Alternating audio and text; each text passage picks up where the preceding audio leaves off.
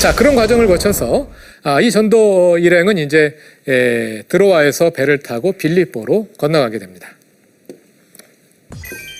그래서 이제 마게도니아 지역의 전도 활동이 시작되는데요. 전도 과정을 우리가 1차 전도 여행 때 살펴보았던 유대인과 이방인의 반응이라는 그런 관점에서 한번 정리해 보자면요. 먼저 빌립보에서는 이방인들에 의해 박해를 당하게 됩니다. 점을 쳐서 주인들에게 이익을 안겨주는 그런 여종이 하나 있었어요. 이 여종이 따라와서 잠깐만 바울과 바나바를 귀찮게 하거든요.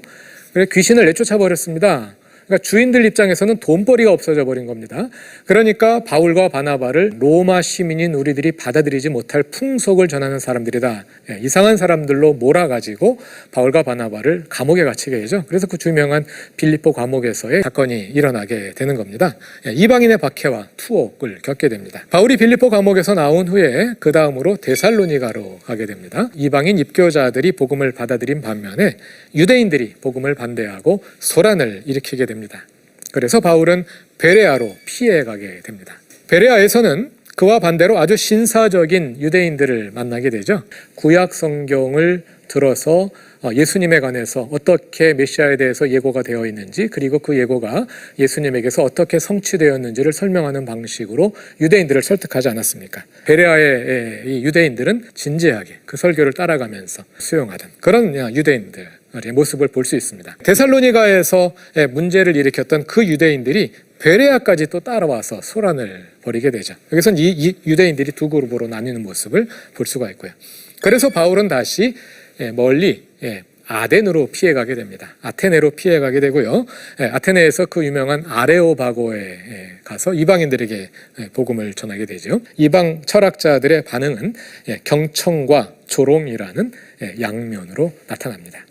그리고 바울은 다시 아덴을 거쳐서 고린도로 가게 되고요. 고린도에서 1년 6개월간 머물며 복음을 전하게 되는데 고린도에서는 또 유대인들이 반대하는 그런 모습을 볼 수 있습니다.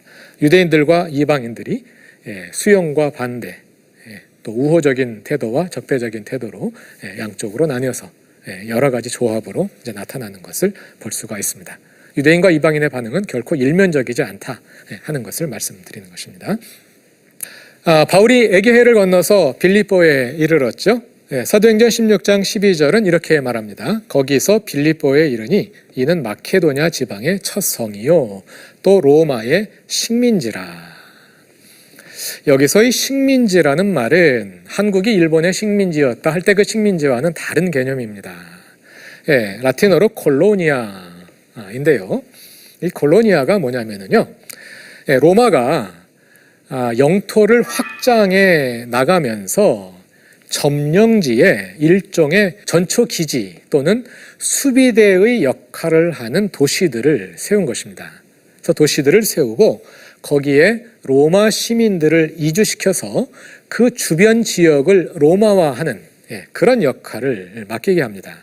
중요한 역할을 그 시민들에게 맡긴 거예요. 그러면서 그 대가로 세금과 징집 면제를 포함하는 여러 가지 특권을 제공했습니다. 특권을 받은 도시예요.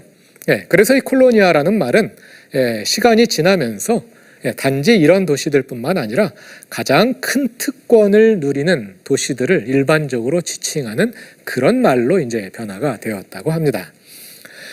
그리고 이 콜로니아의 역사를 보면 주전 27년부터 시작된 그 아우구스투스 이후에는 전쟁에 참가한 군인들에게 대가로 주기 시작했습니다.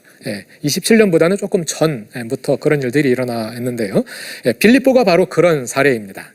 아우구스투스가 황제가 되기 전에 줄리어스 시저가 암살을 당한 것 잘 알고 계시죠? 그 가운데 시저의 충복이었던 브루투스가 암살에 가담했고요. 그래서 시저가 브루투스 너까지도 하면서 죽었다는 유명한 일화가 있지 않습니까? 그런데 암살자들이 시저를 죽이는 데 성공했지만 정권을 잡는 데는 실패했어요. 그래서 시저의 양아들이었던 옥타비안, 그 옥타비안이 나중에 아우구스투스 황제가 된 겁니다. 옥타비안이 이제 군대를 조직해서 이 암살자들과 전쟁을 벌이죠. 그 전쟁이 빌립보 전투입니다. 그래서 이제 암살자들이 패배하는데요. 그 빌립보 전투에 참가했던 용병들에게 전쟁의 대가로 콜로니아인 빌립보의 땅을 주게 되죠. 그래서 그 이후에 이 빌립보는 군인들이 많이 인구를 차지하는 이제 그런 도시가 됩니다. 바울이 빌립보에 찾아간 다음에 어디로 가느냐 하면은요, 안식일에 우리가 기도할 곳이 있을까 하여 문 밖 강가에 나갔다가 거기에 앉아서 모인 여자들을 만나게 되고요. 그 가운데 하나가 자주장사인 루디아였고요. 그들과 함께 이제 빌립보 교회를 세우게 되는데요. 개역개정판에 기도할 곳이라고 번역된 단어가 헬라어 프로스유케라는 단어입니다. 프로스유케는 기도라는 뜻이면서 동시에 유대인들의 기도처를 가리키는 말입니다. 유대인들은 어느 도시든지 유대인 남자 10명만 모이면 회당을 세웠다 하는 이야기 알고 계시죠? 그러니까 유대인들은 어느 지역에 가든지 어느 정도 인구가 되면 거기에 회당을 세웠습니다. 그런데 회당을 세우기 전, 아직 유대인 인구가 충분하지 않을 때는 기도처를 만들었습니다. 그러니까 일종의 미조직 회당이라고 말할 수가 있겠어요. 그러니까 빌립보에는 아직 유대인들 인구가 충분하지 않았던 것 같아요. 그래서 회당은 없고 기도처가 있었던 것입니다. 그래서 기도처가 어디 있나 하고 찾아 나섰다는 것입니다.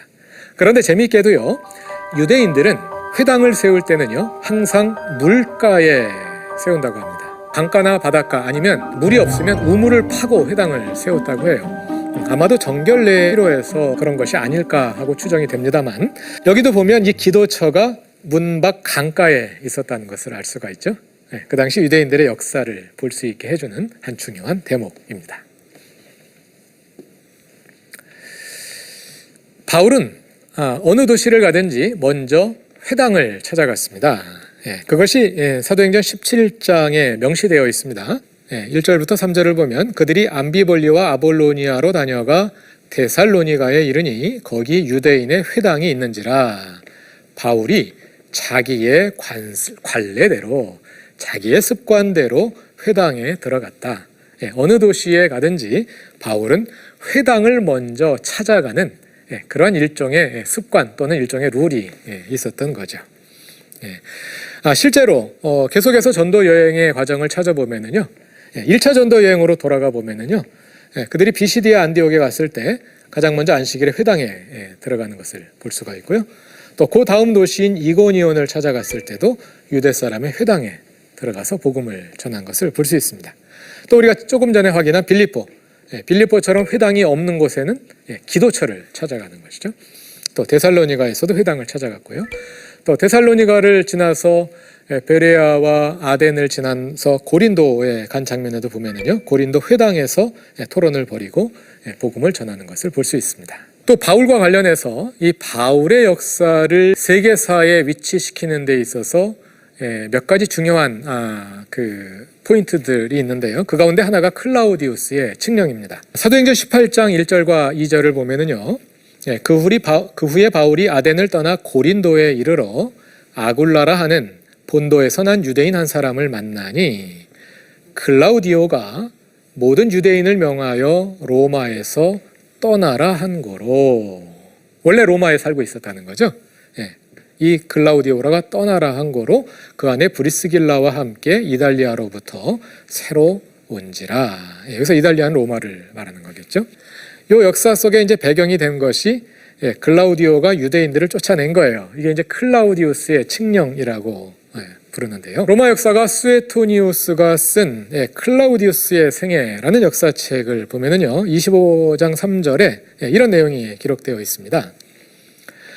로마에 거주하는 유대인들 사이에서 소란이 일어났습니다. 그 소란의 이슈가 크레스투스와 관련된 소란이 일어났다는 거예요. 유대인들끼리 크레스투스를 놓고 싸움이 일어난 겁니다.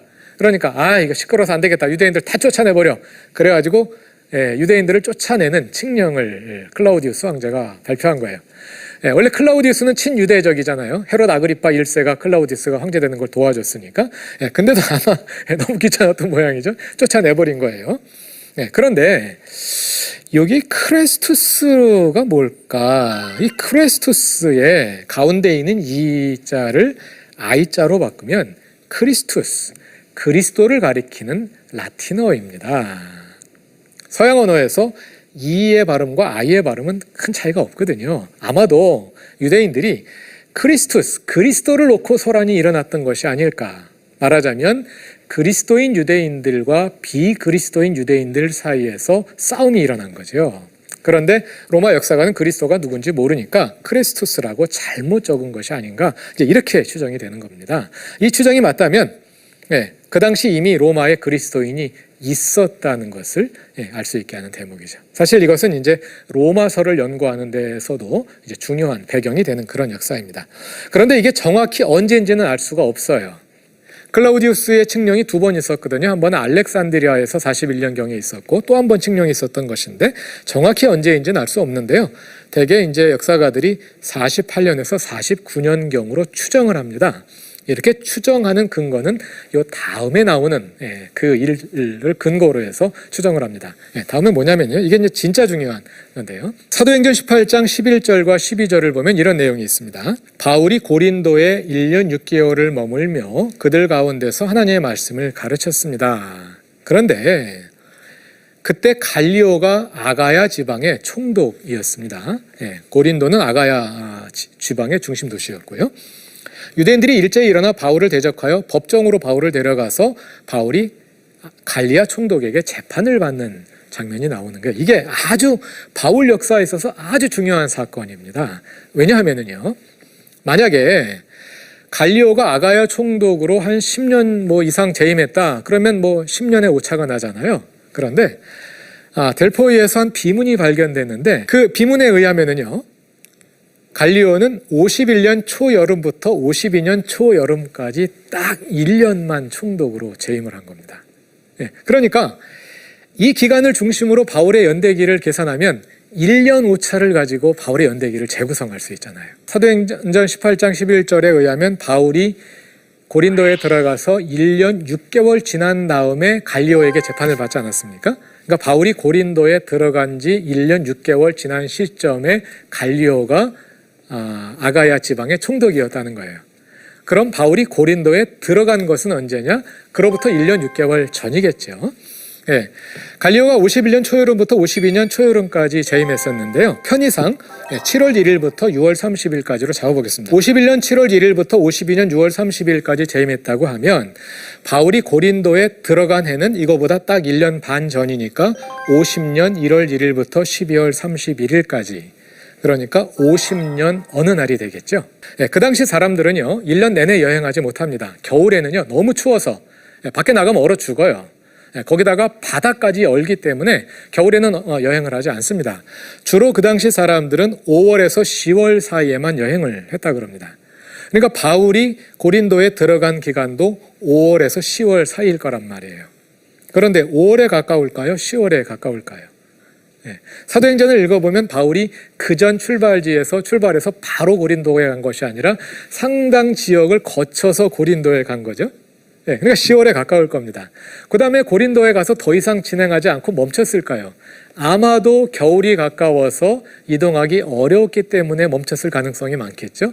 그렇게 본다면 바울이 고린도에 들어간 때는 50년 10월에 가까운 50년 가을이나 초겨울 어느 시점이 되는 거죠. 그러면 상당히 적은 오차로 이제 바울의 연대기를 계산해낼 수가 있게 되는 겁니다. 그러면 이제 이걸 기본으로 해서 사도행전과 바울서신의 데이터를 이제 비교해가면서 연대기를 계산하면 예루살렘 사도회의는 48년경에 열린 것으로 계산이 되고요. 그 다음에 바울이 다메섹 도상에서 회심한 때는 33년 또는 35년경이라는 추산이 나옵니다. 그리고 바울이 로마서를 기록하는 것은 56년 또는 역사가에 따라서는 58년경, 이런. 그 다음에 그걸 중심으로 해서 여러 가지 이제 가운데 있는 사건들을 추정할 수가 있겠죠. 잘 이해가 되셨습니까? 너무 어려운 내용입니다만 역사적으로 중요한 내용이기 때문에 한번 말씀드려봤습니다. 오늘은 역사라는 점에 이제 주안점을 마치고 바울의 전도 여행을 살펴보았는데요. 오늘 보신 것처럼 성경 안에 그 당시의 세속 역사들이 들어와서 담겨 있는 것을 보았습니다. 마찬가지로 세속 역사 속에도 교회의 이야기들이 담겨 있습니다. 한국의 역사, 세속사로서의 한국 역사 속에도 한국 교회의 이야기가 담기게 될 것입니다. 한국 사가들은 한국 교회의 이야기를 어떻게 기록할까요? 그리고 우리는 그 역사에 어떻게 기록되기를 바라나요? 개인적인 차원을 넘어서 한국 교회와 한국의 역사라는 좀 더 거시적인 맥락에서 한번 고민해 보는 것도 좋지 않을까 생각드려서 말씀드렸습니다.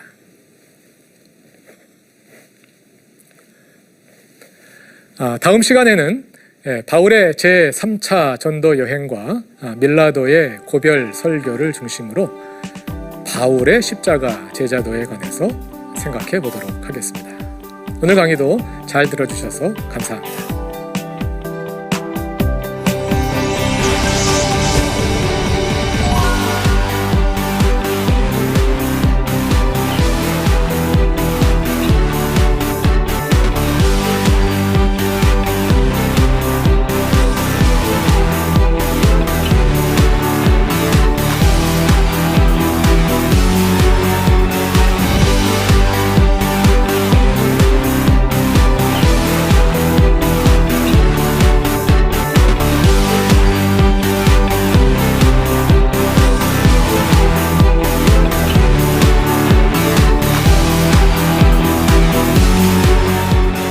이 프로그램은 시청자 여러분의 소중한 후원으로 제작됩니다.